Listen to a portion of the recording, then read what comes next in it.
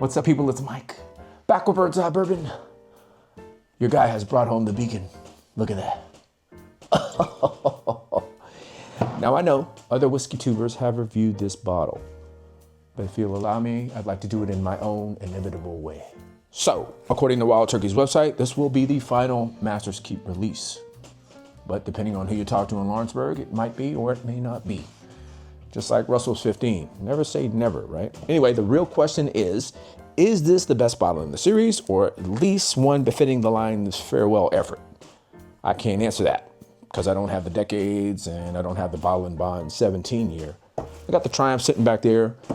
It's pretty good. I don't know if it's worth retail, just being honest. However, I do know what good modern turkey tastes like. Tastes like that. That is correct. Now, for what it's worth, I've had the Voyage and the One, and I consider them pretty good, but not particularly special. Probably not worth retail either. Cornerstone, I've had that one. It's a rye like the Triumph, but I think the proof kind of held it back. So the Beacon is a blend of 10 and 16-year bourbon, the latter of which was distilled at the former Rippey Brothers Distillery by Eddie Russell. The 10-year component was distilled by Bruce under the tutelage of his grandfather, of course, the legendary Jimmy Russell. It is also the first Master's Keep bottle to feature two names on the neck tag. Where is it? There it is. There you go. Furthermore, people are discounting the importance of the beautiful box here, but I think it's very nice and adds a touch of presentation flair. I guess the exterior is supposed to look like barrel char or something, but it's cool. I like the box. I like everything about it. The bottle's gorgeous. Yeah. Now, there's no official distribution bottle count for this, but most Master's Keep releases range from the 10 to 20,000 mark, according to my good friend David Jennings, Mr. Rarebird 101. Good dude, really good dude. Lastly, let's talk about the price. I couldn't find an official SRP, but I'm told it's gonna be around $325. For comparison, Total Wine was selling this for $309. I wasn't able to get one. I got one anyway. So what do you think? Tell me in the comments, do you think this is worth $300? Full disclosure, I paid $450. Go ahead and roast me in the comments. That'll be fine. I have no problem with that. So I'm gonna fluff the palate up a little bit with a little 101 8-year. Y'all excuse me. What a gift this was, the return to the domestic market. Beautiful. Yeah, I wasn't gonna pour that back in. Nah. There's two things. Listen closely. This is important. There's two things I don't waste. That's bourbon and a boner. All right, let's get to work. As you can see, it's down to the shoulder. I cracked this 2 days ago, and within those 48 hours, I've been back to it a couple of times. So I kind of know what to expect. Let's go to the nose. So the nose on this is special. It's absolutely special. It's brown sugar drizzled with maple over a bed of like rickhouse oak. It's perfect black cherry. It's not artificial. It's not medicinal. There's chocolate dipped walnut. It's like humidor, hefty hit of humidor, roasted nutmeg sweetness. Yikes, the nose on this is A++, man. A++. Sweet raisin. I don't even want to drink it now. But I'm gonna. Cheers, y'all. Cheers.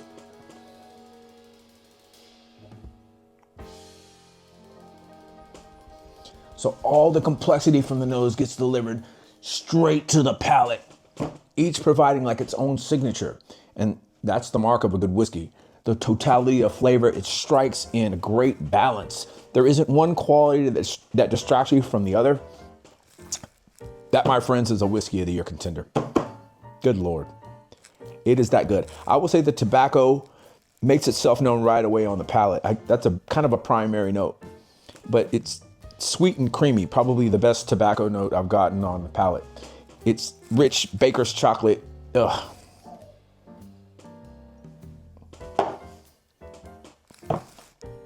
There's maple. There's candied orange. Wow. There's molasses coming through now. Oh, molasses. But it's not like type 2 molasses, you know what I mean? It's kind of a complex carbohydrate type of molasses. There's orange liqueur. Man, I'm telling you what, the oak is, it's not tannic or bitter or astringent. None of that. There's no harshness here. This is extremely, extremely well executed. Kudos to Eddie and Bruce for this. This is magnificent. Very, very nice effort. So in the finish, there's like a really stunning baking spice and black peppercorn wash that it doesn't offend and it doesn't oversaturate your palate receptors. And at the very end, there's like a spearmint or something like that, like a refreshing kind of cool note. Man, what an experience this is. Well, that's really, really good. If you can find a bottle, buy that shit. It is an absolute mauler in dress shoes. That's the way I would describe it. Very elegant pour. Very, very good. Now, is that as good as that? I was talking to my buddy Matt, I think it was yesterday, and he said he's no longer interested in comparing whiskey. And I get it. I understand that. However, you got $500 and you want to buy one of these, which one do you choose? Right? This is probably a little bit more than 500 right now because it's new and it's hot, it's hyped. But both of these you could probably get on secondary for about $500. If you can only afford one, which is the better investment. I'll let you know what I think. Hold on. So we'll get a bit more of this poured up. I don't want to drink too much of it because I'd like to share it with some folks because that's the kind of guy I am. And look at that. Still got that cork floating in there. Thank you, Campari, for buying quality corks. We appreciate that. But this last year, this Russell's 15, it finished second to the George T. Stagg in my Whiskey of the Year review. This is one of my favorite whiskeys in my collection, by the way. So that's there, okay? All right, fair enough. So the nose on the Russell's 15, the oak is much stronger. It's bolder. It's, dare I say, better. It hits like a lot of the same notes as the Beacon. And you get all that dark sweetness, but the amplitude, I was trying to say amplitude turned up a notch. Yeah, it's deeper, darker sweetness, and the aromas seem to kind of jump from the glass, even though they're pretty much similar proofs. I think it's what, 119? What is this, 118? Yeah, so this one's 118. I think this is 117. Yeah, it's 117.2 proof. Let's go to the palate. And Russell's 15. Russell's 15.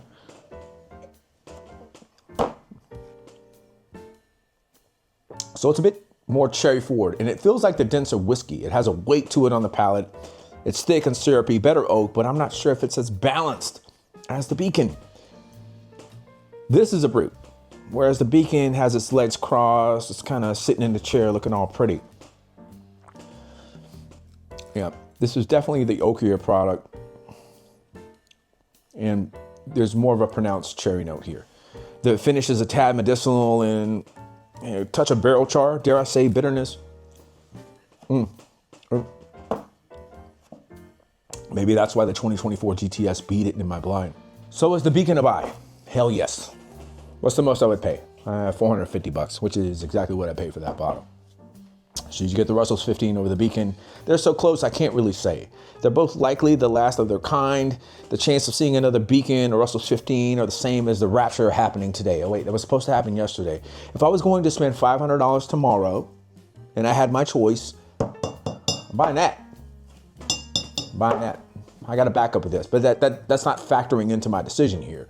I'm buying that because I feel like it's, oh God, I can't believe I'm going to say this. They deliver the same types of notes, but this is more of a brute, and I gotta be in the mood for it. This right here, I could pour to somebody who's not new into whiskey, but can appreciate the nuance and the beautiful, beautiful quality of this bottle. So yeah, I get that. I get that. There you go. So I hope y'all enjoyed the video. Please subscribe and like, leave a comment. I love y'all. I will see you next time. I'm going on a bourbon hunt in San Francisco, I think on Friday, maybe Thursday. Got to go pick up a bottle at K&L. I was talking to one of the people on their barrel pick team, and he wants to do a sit-down interview. Well, I want to do a sit-down interview. He has agreed, but he's on vacation, so I don't know what the timing is going to look like with all that. I may go to another spot. Yeah, but I do appreciate each and every one of you. If you've been a long-time subscriber, or if you just subscribed yesterday, you're equally important to me. So appreciate y'all tuning in. I'll see you next time. Cheers.